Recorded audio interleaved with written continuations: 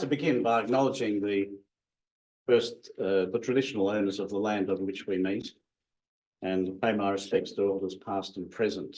And I also acknowledge one or two representatives from the Diplomatic Corps here with us, I believe.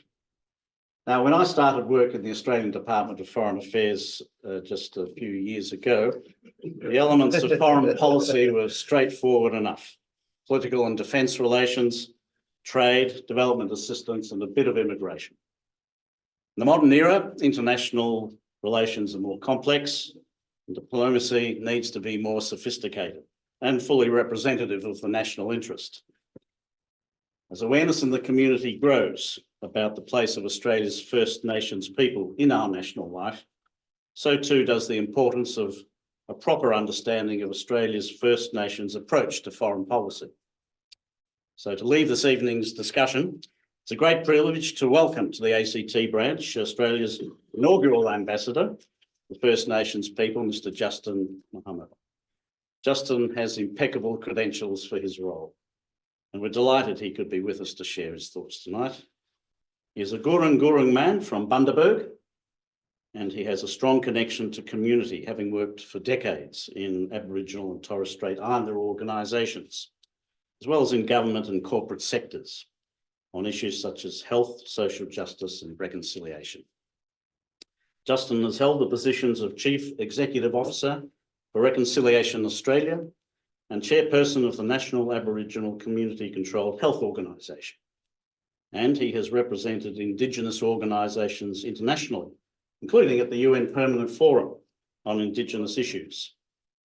Now, until recently, he was Deputy Secretary of Aboriginal Justice in the Victorian government, and Ambassador Mohamed was appointed to his position by the Minister for Foreign Affairs, the Honourable Penny Wong, in March 2023. So, as per our normal format, what we'll do is allow Justin to speak for 20 minutes or so, and then go to questions from participants in-house and also from those online, using the Q&A function on Zoom, please. We aim to finish at 7 p.m. So now over to you, Justin. Thank you, Heath. Before I start, I'd like to also acknowledge the traditional lands of which we're meeting on, the Ngunnawal people, and pay my respects to elders past and present.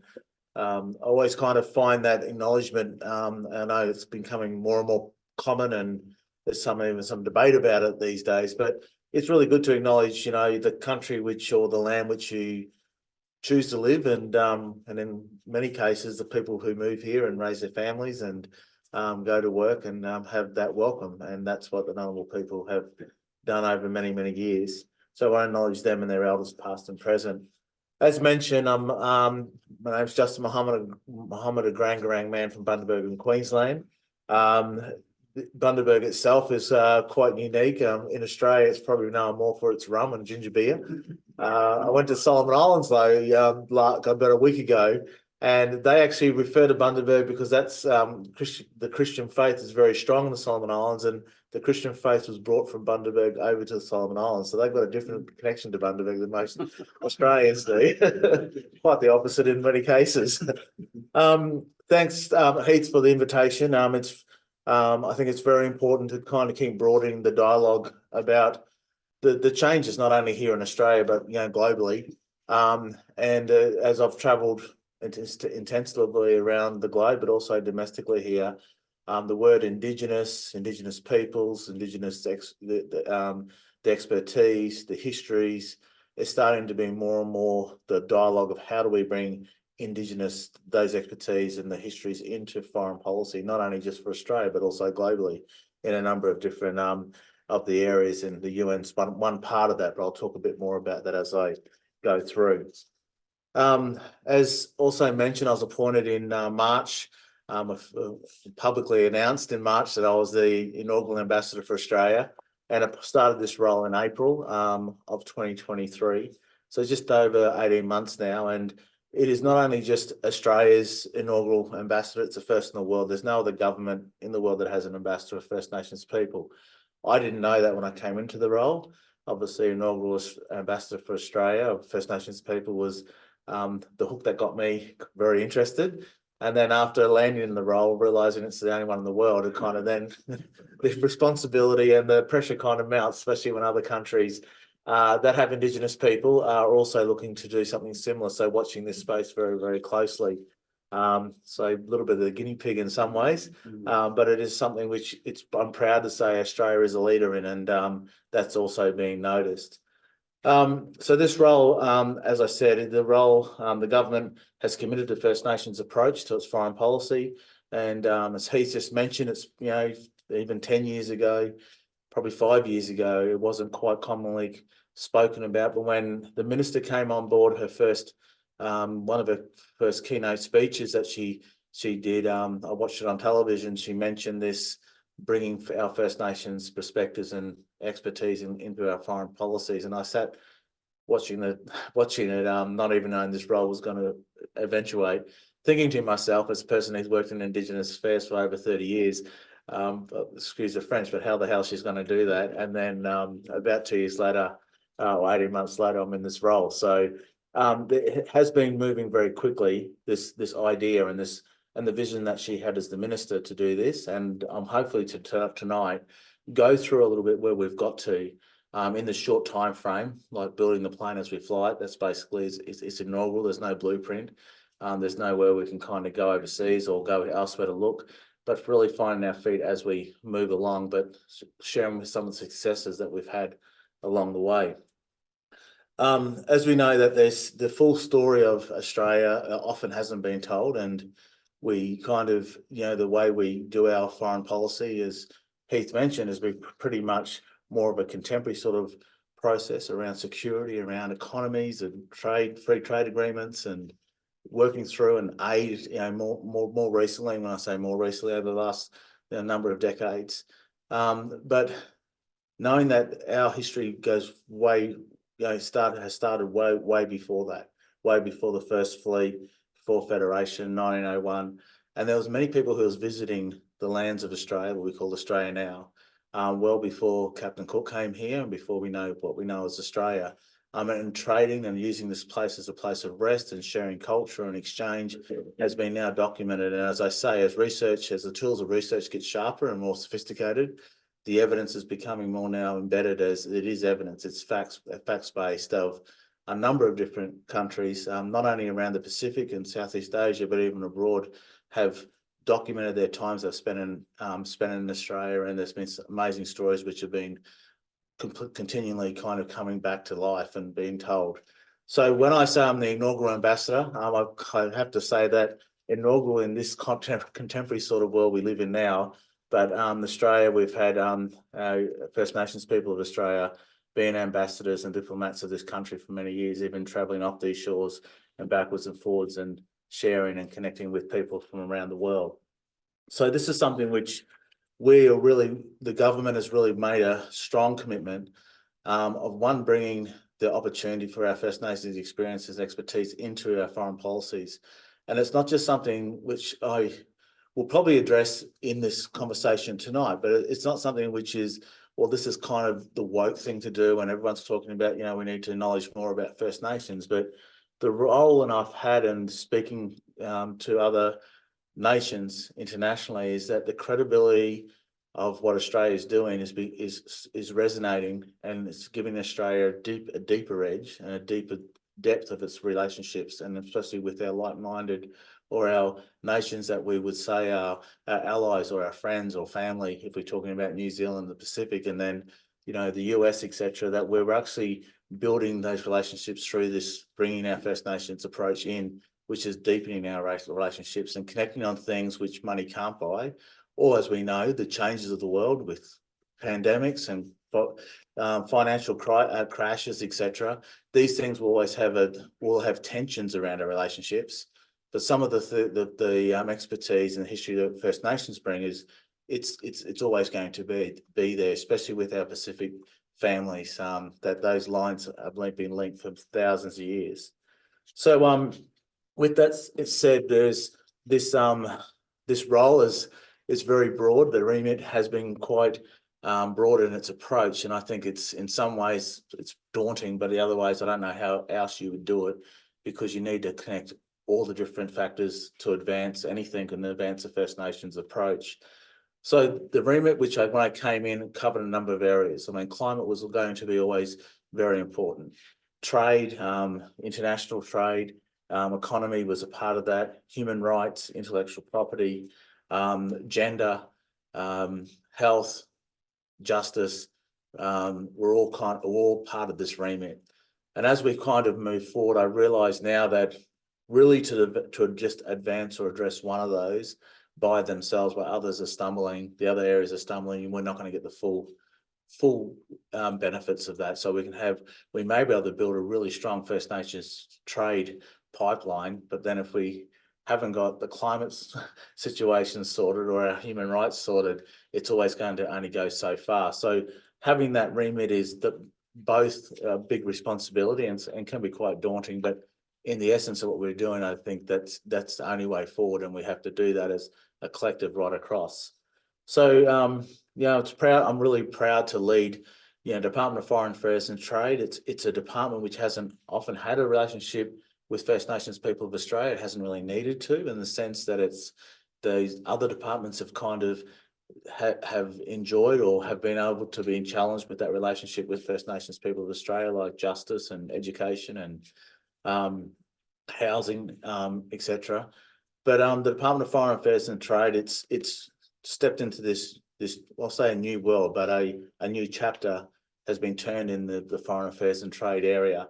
And this department has embraced it. And part of the role that I take, I'm only just one part of it, but we've got the office, and Jakan's here as one of the staff members of the Office of First Nations International Engagement. So over the 18 months, moving from initially what was a task force, and unlike Heath, I've probably even spent less years in your department. So this is my first role in the Department of Foreign Affairs and Trade, first role with the Australian government. So I was quick to learn the difference between having a task force compared to an office. And there's a lot of pressure saying we've got to get this office announced. And I'm saying task force sounds pretty good. It sounds like it's pretty edgy and robust and it's going to do work, but I realise it's also short-lived. So in the first 12 months, we were able to, move out of being a task force into an office, which there's a bit of red tape around that, but we've got there. That was announced. We went through a funding process, which the money which we have over the next 4 years is new money. It's not taken from another department or another area and put in, so no one's kind of missing out while this gets developed. This is new money from Treasury under MPP, which is now going to fund over a 4-year period a possibility, the possibility and the ambition of increasing First Nations involvement across many of those areas I just spoke about. So at the heart of the office works and our efforts is really to embed the perspectives, experience and interests across the full breadth of Australia's international work. And it's very broad. Like the further you go into DFAT and even beyond DFAT, I mean, with climate now, there's a whole department for climate. These areas are international, international challenges. It's on every table you talk about, every senior leaders or delegation that kind of comes together around the world. And Australia has a very important part to play in that. We're a nation which is seen by many other countries. We don't have the size of the economy of some of the big economies. We don't have the population, but for some reason we have a soft diplomacy which people will listen when we talk, and we can kind of maneuver through and help usher maybe through different doors or the right direction, while the bigger countries, the bigger economies are kind of leading the way. We do play a very important role with that, and having our First Nations part of that and having a voice around that is giving, as I said before, a different depth of what we speak about and how we're being reviewed and looked at internationally. So I'll probably just move into now the key. There's one thing of being a thematic ambassador.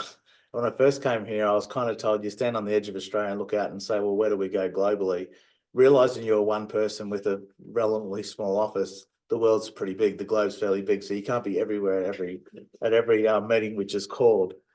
So we had to really look at what where critically we would be best utilised and best placed to utilise both resources. When I say resources, people and time, and obviously financial. the minister, which people would have heard, Minister Penny Wong, has continually emphasised the recommitment to the Pacific and building those relationships back and taking our rightful place in the Pacific family. And that's been a strong push from this government, and it has been also received very well from many of the Pacific nations that I've visited. They've seen that, have seen that tangibly, but also have expressed that to me, how they've seen the improvement of the relationship, the genuine sort of connection that we have. I've touched on it. I've gone to a number of the Pacific groups at the moment, mentioned Solomon Islands, but Papua New Guinea, Vanuatu, Fiji. I'm soon to head to probably my biggest and longest number of flights to get there, but the Marshall Islands and then to Tuvalu. So Marshall Islands will be 4 continuous flights to get to this one place, which not many people visit for a holiday, but very important for Australia. And as I mentioned with the New Zealand High Commissioner just this week here in Canberra, that Australia and New Zealand, we have a responsibility in the Pacific. We're the 2 biggest economies. And the Pacific is not only a very important region, but it's very diverse, and it's biodiversity, and what it provides for the world is amazing. But also the effects of what climate will do to the Pacific is probably going to be one of the most affected regions that we have in the world. So New Zealand and Australia, as our family across that ditch, we need to probably do a few more things together. We could be fierce rivals in the sporting world, but I think in the political world, we also can potentially provide strong support and for our other Pacific brothers and sisters, which lay across this the Pacific. Where we as Minister Wong and the Australian government have broadly recognised the importance of this connection to the Pacific, but also to Southeast Asia as well, diversifying where we put our attention, especially around trade. And I think we can safely say that lessons have been learnt from previous of investing too many, interest or a lot of the sort of investments into like one region. We need to diversify. And we know that in the Pacific, there is a strong connection, not only with trade, but also what we can represent to the rest of the world and what can come out of the Pacific for the rest of the world. And many of the Pacific nations there, obviously, Indigenous people, which make up a lot of the nations which we're talking about. And so their knowledges and expertise will go through that. And it was probably no better example was in COP28 in Dubai last year. We saw the largest First Nations delegations from Australia to attend that, but also the Pacific as well. And the impact that the Pacific region had, and Australia leading this through a First Nations lens, it really put COP, one of the biggest gatherings in the world. It really changed the concept of what climate change and how that should be spoken about and talked about to where we are now, where the next COP this year and in Brazil and Australia is bidding to host COP31. There was going to be a very strong focus on how we engage and make sure we have our Indigenous expertise and economies, and we're talking about renewable energies and a whole raft of things, that this is going to be a very important step, and that was really highlighted across that. The other area, which I'll just as an example of the importance of First Nations, is recently at the World Intellectual Property Organisation Conference, there was a treaty which has been in the making or on the table for over 20 years, 24 years to be exact, of protecting the rights or protecting biodiversity and traditional knowledges, and traditional knowledges, number of Indigenous knowledges. That's been on the table for over just on 24 years. So they had a conference. IP Australia was obviously very involved. We became involved, and together with a number of Indigenous people, not only from Australia, but also broadly and in the Pacific, really played a critical role to get a unanimous consensus decision of 197 countries all agreed that this treaty should be passed. And it was the first of my time of being in negotiation circles. And I thought this is, when it's your first and you come away with a win and a consensus, then I get told these rarely happen. You have 10 of these conferences and nothing happens at all. I was really privileged to be a part of it, but seeing how the First Nations, not only in Australia, but Australia's leadership in this space gave confidence for other countries, Brazil, etc., in the Latin American regions, to actually bring this forward further, and then the bigger economies like the US, Europe, etc., coming on board with that and following that through, which I think that not only protects the rights and protects the biodiversity and indigenous knowledges, traditional knowledges, but that protects it for all our generations, that there is going to be things that to Australia, which will be uniquely protected for Australia. So all of our future generations will be able to be proud to say that's an Australian knowledge, or part of a medicine, or part of a particular development, that we can acknowledge that too. It comes from our country and part of that. I might just, because I'm just mindful of time, I don't mind if there's questions afterwards as well. But moving into where the trade and tourism, international trade and tourism can really play a part, and we've seen that really developing. Again, this is one of the areas when we speak about First Nations, there hasn't been a lot of work in this space. There has been a lot of new businesses that have come up over the last 15 years under the procurement strategy, Indigenous businesses. But when we talk about international trade, it's still very relevantly new. Personally, I believe, I must say personally, but professionally as well, being very much part of the closing the gap strategy on health and justice and some of those key social determinants. Trade and investment, it's ready. It starts from a very low point, but not from a traumatized sort of area, but coming from an area where the possibilities are endless and boundless. And we've seen a real uptake from Indigenous businesses, not only just in food and beverages, but in service delivery and IT and caring for country, climate mitigation processes, which are really starting to expand to the point we've just today, I think it has been, the free trade agreement between the United Arab Emirates and Australia was agreed to today, and will be signed and hopefully ratified pretty soon. And it's the first free trade agreement that we have in Australia, in the history of Australia, to have a chapter of First Nations in there. These things are starting to take, other countries are wanting this to take part and be a part of this. Australia's obviously moving down this track, which is, it's new territory, but I think it's very fertile ground to really see the developments. And when I think all of us can agree, and we've seen the reports, closing the gap, we haven't got where we wanted to get to. The aspirations are very high, and unfortunately the journey's been very long and sometimes disappointing. But I think including this in those closing the gap targets and moving forward, there's so many spin-off effects as far as achieving something that we've never been able to achieve before, and that's building our economic basis in a solid foundation, which all First Nations people can contribute and be a part of. So I might just come to a bit of closing, a few notes here.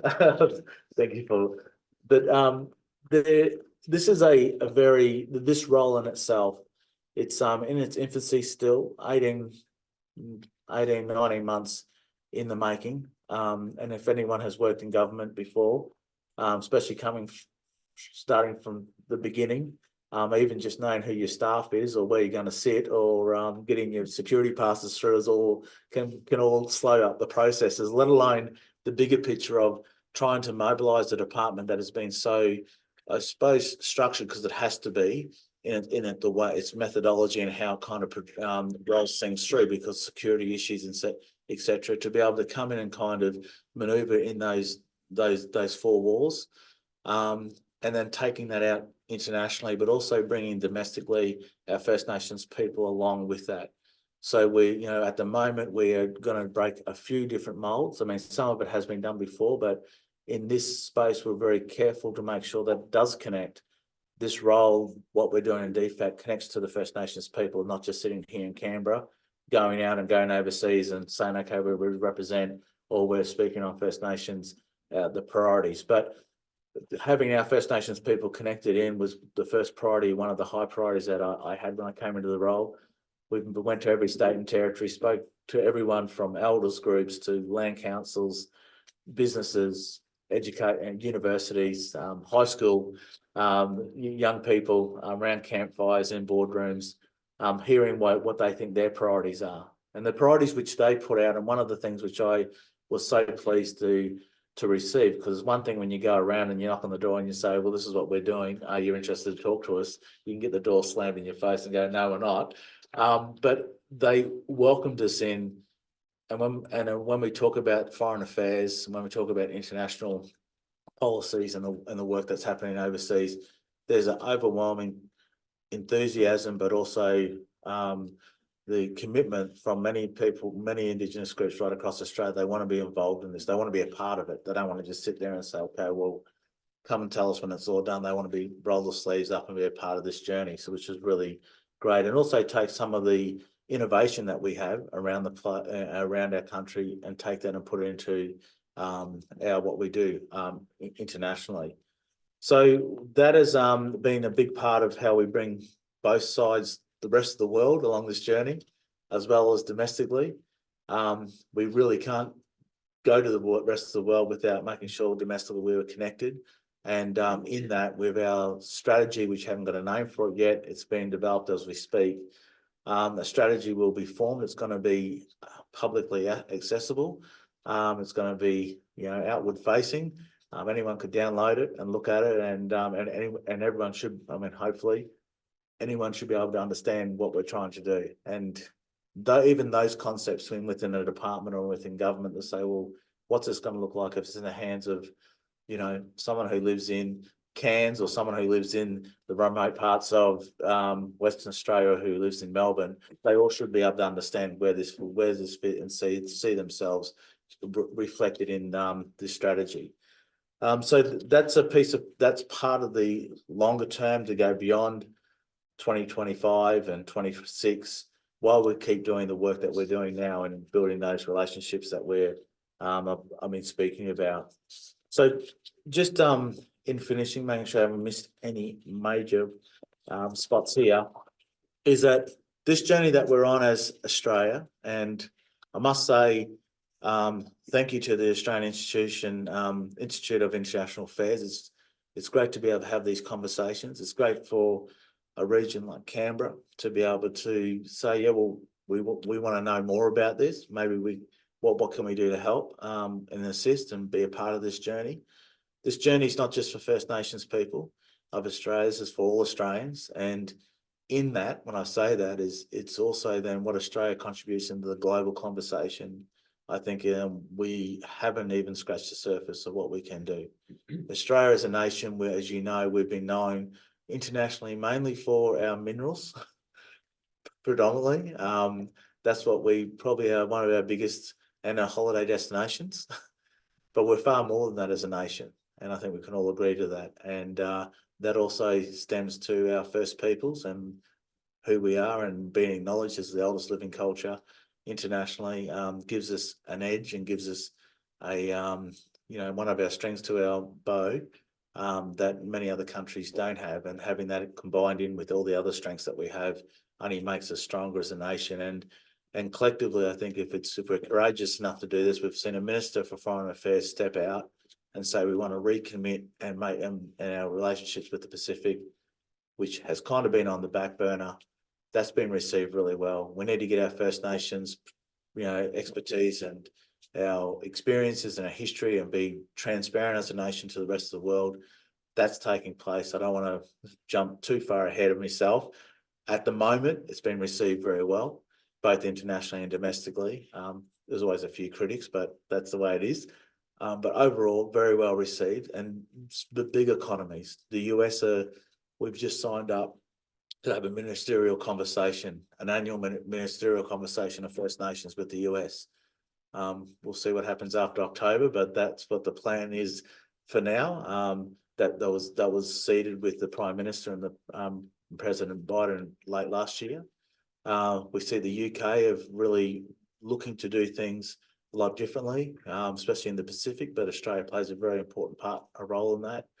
And when you talk of places, you talk of capital cities like the New York, Paris, Geneva, where all the big mechanisms sit, and where's little Australia?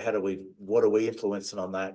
we are influencing, like the World Intellectual Property Organization. If anyone's ever been, you'll see that there is so many big players in that room, and Australia was able to move and work to see a treaty get through, which is a landmark achievement, where the Director General then came to Australia to launch the very first pilot of how to protect Indigenous knowledges around bush foods and medicines, etc., which they piloted. That very first pilot was here in Australia, and we signed that with them. So in many ways, I think it's a first. As we all know, the first is not going to be the thing that sustains us. This is what we do after this. And so I think what we're doing, we've opened the door up. We've shown some examples of this, and hopefully in the future, this will be very much just part of who we are as a nation, especially in the international arena of what we do internationally, but also domestically. So, thank you very much, Justin. Yeah, the questions, Alan, if I could ask people to identify themselves and speak up. While people are thinking about their question, I might just ask, one, as you're going around, Justin, talking to different countries, how often does it come up Australia's record with respect to our First Nations people? What are the things that commonly perhaps somewhat critical, and what are the things that you say in those contexts? That's the first question. The other question is, you mentioned a lot about Pacific nations, so that I can understand that. But what about Indigenous First Nations peoples in other parts of the world, whether it be Finland or Canada? And how do you get along with those debates as well? Yeah, the recognition of Indigenous peoples, especially in in Canada, US, Latin America, has got a number of processes. So it's interesting that, as being the ambassador of First Nations people, you get briefed a lot in DFED of what, the sensitivities and what you should say and can't say, and where you sit and where you don't sit. So there's a lot of prep goes into to make sure you don't offend anyone. But and that's part of the diplomacy, right? Which I understand that, but it's interesting. The countries which you would assume, like the New Zealands and Canadas and the US, etc. Yeah, there's always a strong connection with that. Governments might change a bit, but fundamentally the First Nations connections that's a well-trodden path. However, the things that really surprised me is that when I became the ambassador, we held a meeting with the Latin American embassies and missions that are here, and every one of them attended. Like they all came, and they didn't just come. It was kind of a little bit of a morning tea. They all came prepared to talk about what their country is doing with First Nations in their country, and some of them had genocide. And there are no First Nations people left, but what they're doing to change that. Some have talked about their referendums that they've had and how difficult that's been, and revitalising language and what they're building into their curriculum. And they all came prepared. I didn't ask them to do that because it's nearly like, well, we're coming to meet with the ambassador of First Nations people, so we better get prepared for it, which is, I think, a great conversation starter. The other parts of the globe where there might be sensitivity, especially, you may say like Indonesia or Japan or India, where using the word Indigenous could be a sensitive issue and you need to be tread carefully. When I've either reached out or they've reached out to meet with me, I've sat there sometimes and they start talking about their oldest tribes or their people that are living in traditional ways, and I'm looking over to my staff going, they've started the conversation, I haven't, so it must be the door's open. I think what it has allowed is for an openness to talk about Indigenous or traditional ways of life in a safe environment, which doesn't kind of be judged or considered of, that can talk about that. And some of my longest conversations have been with some of those countries that I've been very much prepped for about sensitivities or mention anything about Indigenous. We've had long conversations about how we may not use the word Indigenous, but how we reach their most remote tribes they have, or the people that live the most, the traditional or the oldest living tribe that they have in their region. So those conversations have taken probably even a step further. And the countries which we know and we've had long connections with, especially like in the Pacific, just recently in Solomon Islands, I went across our assistant secretary who's in our office. She spent 8 years there as a deputy high commissioner. She travelled over with me, and she said the conversations that I was having, not I didn't know any different because the first time I'd been there. She said, I've never heard them talk like this before. So talking about the connections they've had through the churches, talking about the history of the era of blackbirding in the late 1800s of, a number of their people came across and, worked the cane fields, etc., and never got to return home.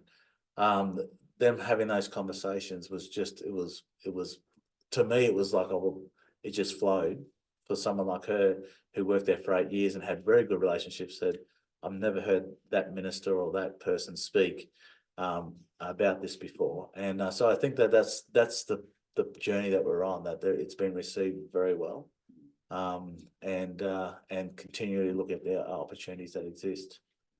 Thank you. All right, Melissa had a hand up there. Minister Colin from the Asia Pacific Development Centre against Ireland.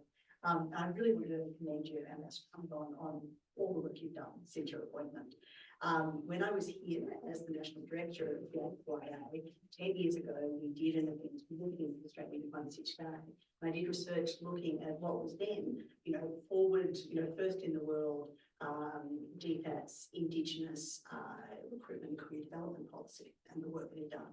And watching things like the Indigenous diplomacy strategy, we've seen this journey.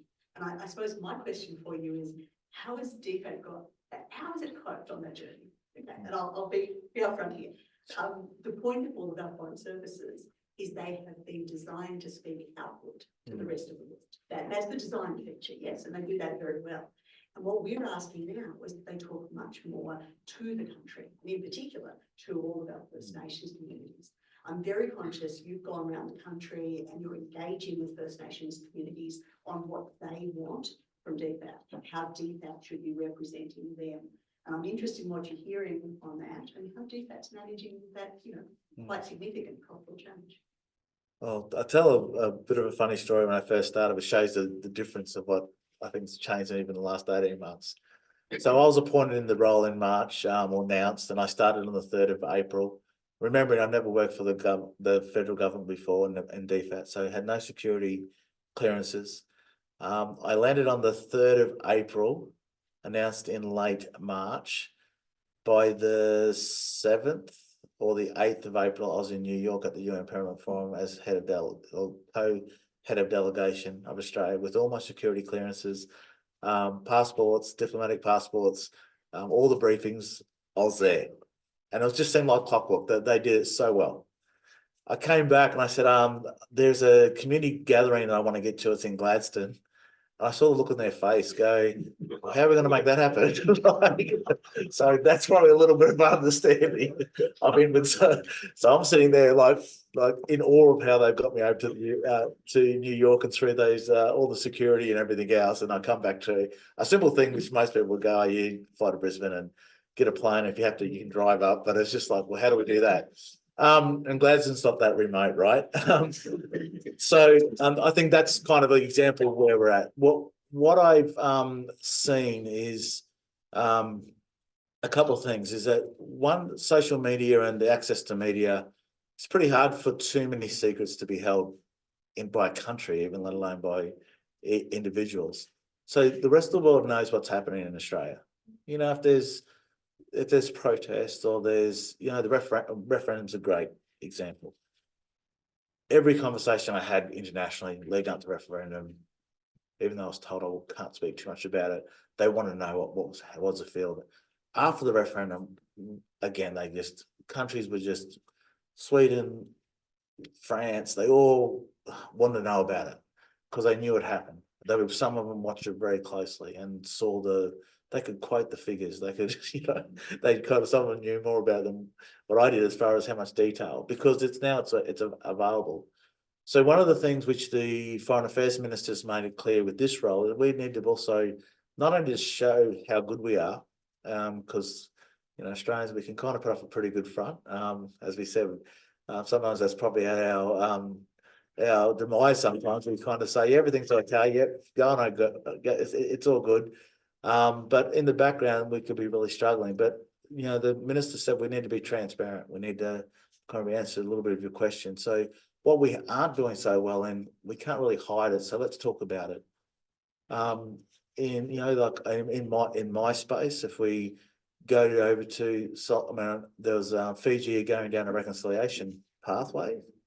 The Australian government, DFAT, sat around the table and said, "Oh yeah, we're happy to contribute and we could support you doing it." And I just kind of quietly just reminded the people in the room that Australian nationally haven't gone down any reconciliation pathway as far as a formal pathway of a truth telling, and Fiji are going down a truth telling pathway. So it's just putting it into the right perspective. Doesn't mean it's just putting water on the fire and you kind of dampen out any sort of enthusiasm or aspiration. It's more about, okay, this is where we sit. We might be able to learn a little bit from each other. We don't have to kind of come with that we've got it all right.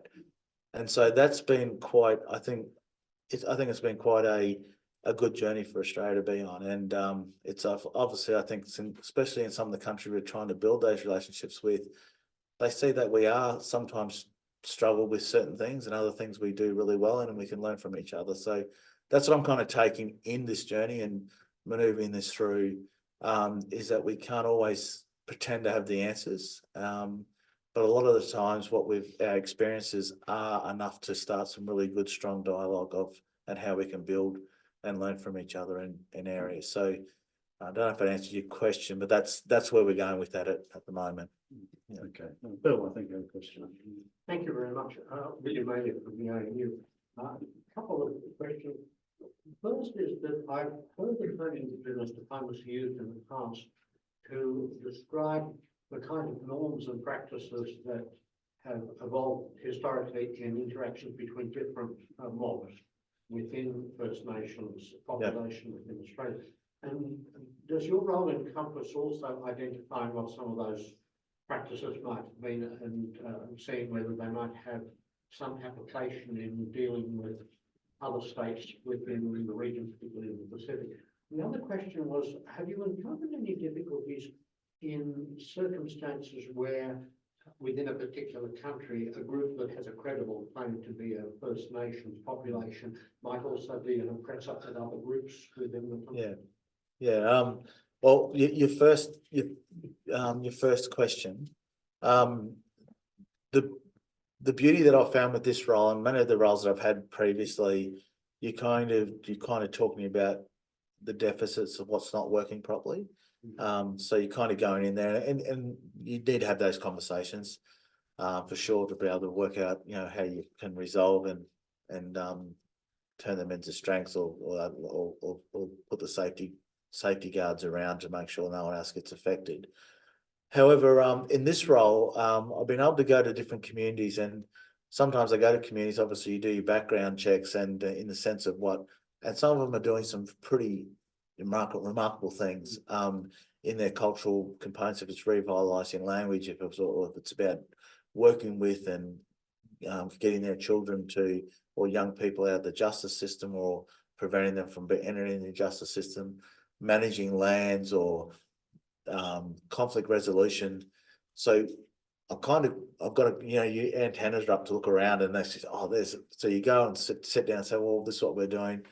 And you hear about maybe some of the things that are challenges for those communities. But then if I mention, I'm really interested to see, because I see this has been documented or this has been brought up, how you went through this period of time, now you've come out of it, or this is what you've done, which has changed the trajectory for your community. And the conversation takes a completely different path, because all of us, I kind of refer to when you talk to your children, you talk about all the things they aren't doing right, all the challenges. Conversation will go so far. You talk about what they are doing right, they'll want to talk more about it. And so those conversations I have with community, that becomes very rich. And then I'm taking that and said, can we share that? Can you come with me and talk about that internationally? So maybe how conversations are talked about, how negotiations are happening. This is probably not so traditional, but traditional owner groups are negotiating now with mining companies. PNG in Pacific nations now are starting to get more mining companies knocking on their door, so we can share those knowledges with that. And also how conflict has been, addressed or in traditional sort of formats and not in, you know, the LAW sort of style, but in the LORE role. Sorry, got the spelling right. But how that can work to be able to get communities to move forward together instead of having this sort of drawn out battles in court. And that's not everywhere, but there is a number of really good, strong examples of that, which when we start taking them internationally, it really resonates. On your second question about communities and or other Indigenous groups internationally, sometimes it's not that, some of the struggles aren't that different, no matter if you're here or in Australia, and the Aboriginal or Torres Strait Islander groups are dealing with who's identifying as Aboriginal or not Aboriginal. I was talking to the Sami groups in their parliaments are being in First Nations or Indigenous parliaments across Europe. Their parliaments are going for 30 years, fully fledged parliaments, and they're still dealing with the issue of they had to do a re-election because someone got voted in who they didn't think was Indigenous. So I don't have to, it's not an answer, but it's a conversation that and dialogue to say, well, there is these things that have taken part. But I think what you're talking about is if Indigenous groups, I haven't really, the ones that I've spoken to that we've kind of connected with mainly have been probably more the oppressed. Like in Latin America, they'll, you know, it's been a number of the groups which are starting to rejuvenate as being acknowledged by their country and their governments. Obviously, the US, Canada, New Zealand, you know, ourselves here in Australia. In the Pacific, it's a bit different because they probably say, well, we don't refer to ourselves Indigenous because we are who we are, where it's a majority. But yeah, I haven't really gone a great deal to maybe some of the other regions which may have a bit more of those conflicts. Yeah. Jackson and then John. Yeah. Hi, my name is Jackson. I'm a student at the Onions. I live, study, and work from Ngunnawal, where I was actually raised most of my life in Darawal country in Sydney. First, I have to say thank you so much for your presentation. It fills me with a lot of pride actually to see that, you know, my government is doing this and that it's actually having an impact worldwide. So yeah, thank you so much for your work so far and doing things like this. I have a question about your experiences doing stakeholder engagement. So I presume that you do quite a lot, go out to country and community here in Australia. And I just wanted to hear your reflections on what that's been like. I know from your introduction that you undertook similar advocacy and engagement in previous roles. And I just wanted to know if there was a difference between when you were out of government and when you're in government now. So, yeah, thank you. Yeah, I think the government name tag kind of, yeah, people kind of question. I don't think if you're Indigenous or not Indigenous. I mean, I think if you walk in and say you're a government employee or a government department, I think everyone goes, oops. Yeah. Here to help. So, but I mean, kind of very fortunate. You know, as I said, I've had a whole life working in community, so 30 odd years working and obviously growing up in community. So you build a lot of contacts and connections. I mean, in this role, it's been received. I mean, I think there's been more doors open than doors, way more doors open than doors shut. I don't think there's been a door shut. There's so much sort of interest about what this role and wanting to be involved in it and talking about it. I think one of the lessons I've learned though is that you can't go in there with a particular viewpoint if people want to talk to you about something different. I mean, the last thing people want to say is that hear from a government agency, oh, sorry, we aren't here for that. You need to talk to someone else about it. So I've learned that you need to listen, and that's the tough, sometimes the hardest thing to do, because you may not have the answers or the solutions, but listen, and then, you know, that comes to the point, then you'll find a nice timing where you can talk about what we're doing. Now, I mean, to be fair, if I was the ambassador for justice or the ambassador for health, I'd probably have a different sort of reception. There'd be a lot of things about what's not working. The ambassador for First Nations people in the department, as I said, which has had very little contact, in ways is a blessing, because there is not the baggage which comes with that. If I was an ambassador from the health department or, you know, education or whatever, I think it could be a little bit different. So I'm walking in there with a sense of that we are looking at what is working. We want to take your stories and build that into our international policies and our foreign policies. Your traditions and your connection to country are really important. So I've got a pretty good agenda to walk in with that.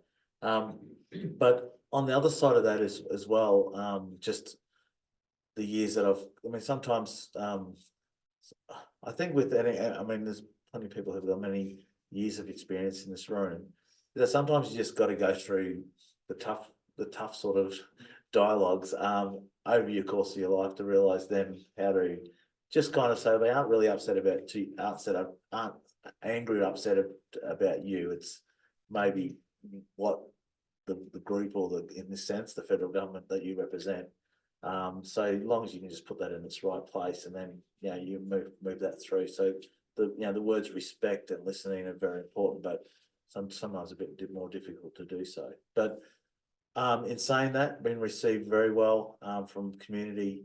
I've been making phone calls with to get people to come in and help support it, guide us through. People are doing that. So I think that shows the Australian government, if there's a door that opens, you're going to be inundated with a lot of positive, people wanting to contribute in a positive way.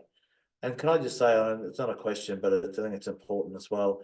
I did question, not the minister, because I'd never do that, but I did question the idea of the minister having an ambassador for First Nations people. Why an ambassador? Why use that label or that title? It could be a DepSec.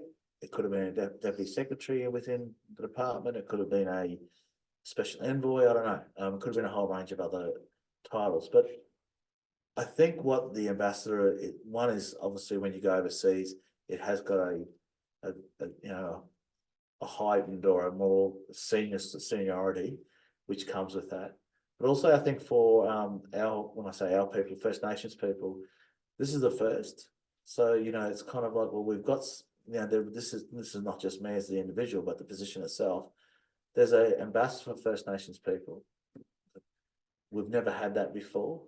And we kind of think we know what the ambassador does or what ambassadors do, but we would like to know more about it. So it does open up a really great connection domestically, and then internationally, most people know the kind of, something like pinch myself when people are calling you Your Excellency and all the rest of it. I'm looking behind me to say, is that someone else, but it's me. But and to be able to represent Australia, like I sit in meetings with other countries, and I am the voice of the Australian government. And so if they talk to me about the referendum, they talk to me about, I heard the closing the gap results aren't very good. I'm there. Australia's given me the responsibility to respond to that, and also the minister's given me the opportunity or the direction to be transparent in my responses. So that's quite it's a very unique position to be in, and something which is not usual for Australia. Hopefully becomes more usual as time goes on. Thank you. John? John Quinn, former DFAT. Thanks, Justin, for a great presentation, and all power to you. It's a challenging job, but I think a fantastic one. I mean, clearly you've made clear why this is so important for Indigenous Australia, but I just want to say a couple of things about non-Indigenous Australia. I think what you're doing is really very important to mainstream the issues that basically we're talking about across the policy agenda, but also to make the point that Indigenous Australia is an asset to Australia, not a liability. Yes, that's right. Yeah. I think it's a very powerful message that Australians need to hear loud and clear. And I'll just mention two small examples of that. One, of course, is the role that Indigenous Australia has played for 30 years leading promotion of Australia overseas. No one knows this story. Bangara, Aboriginal art exhibitions, a fantastic story of kicking goals for Australia. Now, that might be some low-hanging fruit before your strategy to make the point that people don't understand what's been done, and this has been in the national interest. The other area that fascinates me is the role of Indigenous Australians in leading the conversations about norm setting in Geneva and elsewhere for 30 years. No one in Australia knows how people are leading this conversation, not Indigenous people, Australian Indigenous people. And they've developed relationships and really kick goals in that area. So I think it's really important what you're doing to sort of underline that point about this positive nature. And many countries are nervous about this issue because they see the scope of criticism and they don't see the Indigenous people as an asset. So I think it's something that we can bring to the table that's very, very important.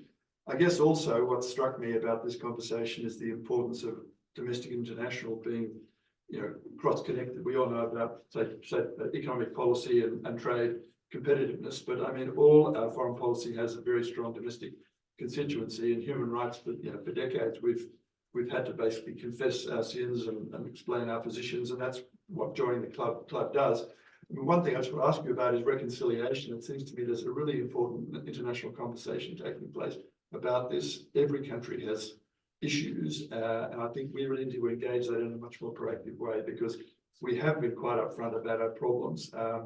Every country is struggling, you know, apartheid, the Balkans, every country has difficulties, and it strikes me that could be a very important contribution we could make, indicating our own difficulties, but also engaging a conversation of all the different elements that make reconciliation extremely complicated, sensitive, but something I think that can be done in a multilateral way in that safer space of that sort of environment. So I'm interested in your thoughts on whether that's an area you see we could play some sort of leadership role. We have baggage, obviously, but we don't have some other baggage. So I think we can play a role there in terms of honest broker and coming to the table saying we have issues we're trying to resolve.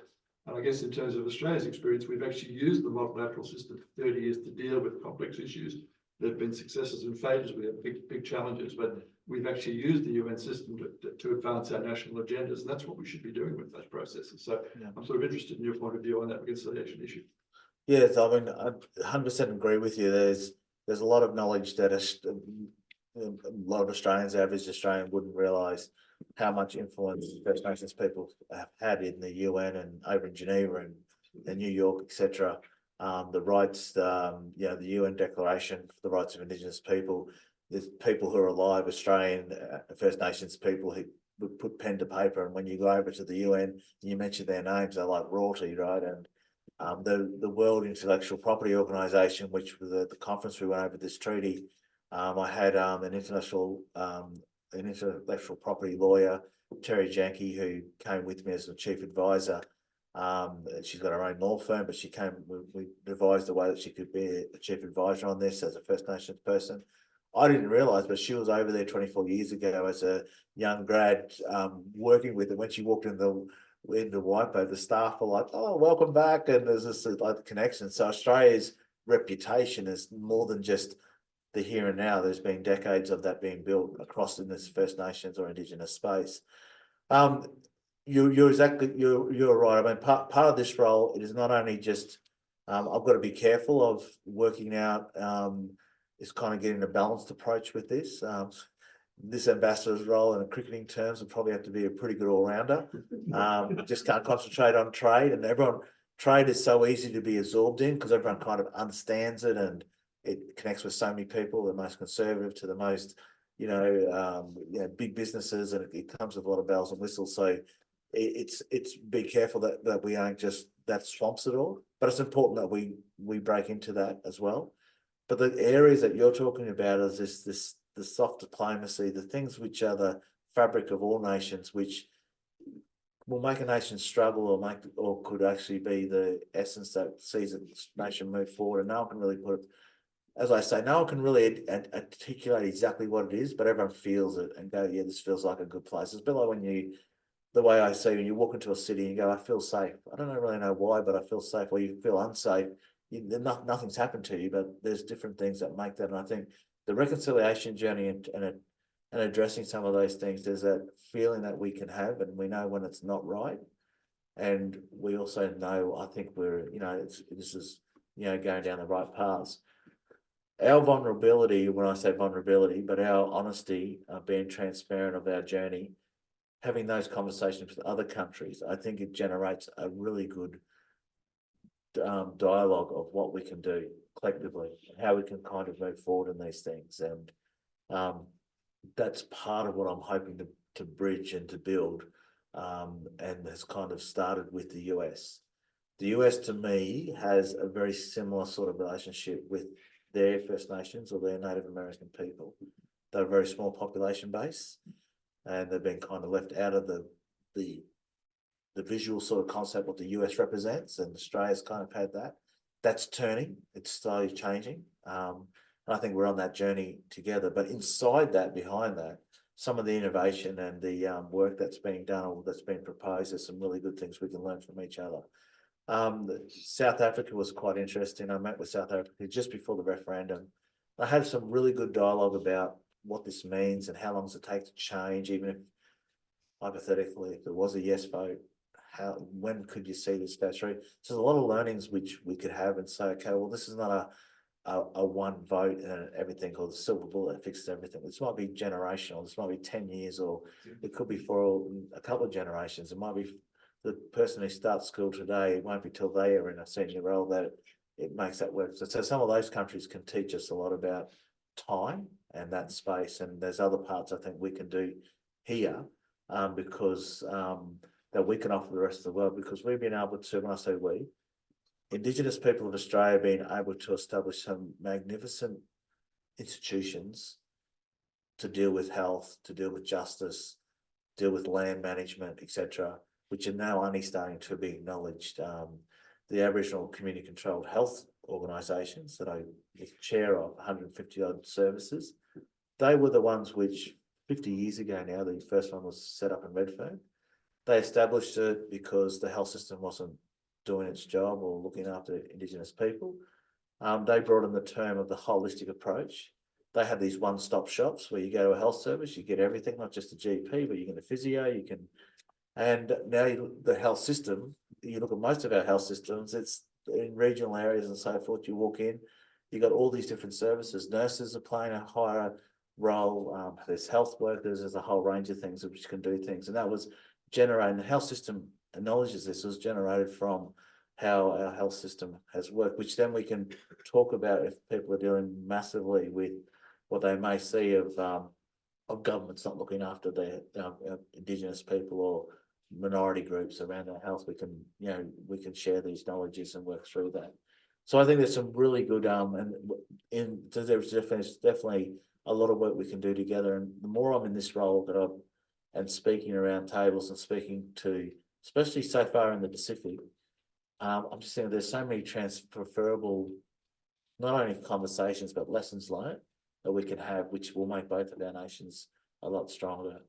And if we do work with Fiji in their truth-telling process, hopefully that might be a bit of an essence. So, well, gee, we can make this probably happen. We've seen someone else do it, and we don't have to always be the first. We can, as long as when we see something that is worthwhile, we make sure we take the opportunity to replicate that. Well, we might leave it there, ladies and gentlemen, as time has got away. Justin, we've listened with great interest to your talk tonight, and I think you'll agree that we've learned a lot. Wish you all the best with your role as it develops. Maybe sometimes it's like taking 2 steps forward, 1 step back. Yeah, I've heard that. But we do wish you well on it, and would love to have you come back at a later junction and tell us how it's all going. But in the meantime, let me just present you with a small token of appreciation for your coming to talk to the ACC branch. So thank you. Thank you.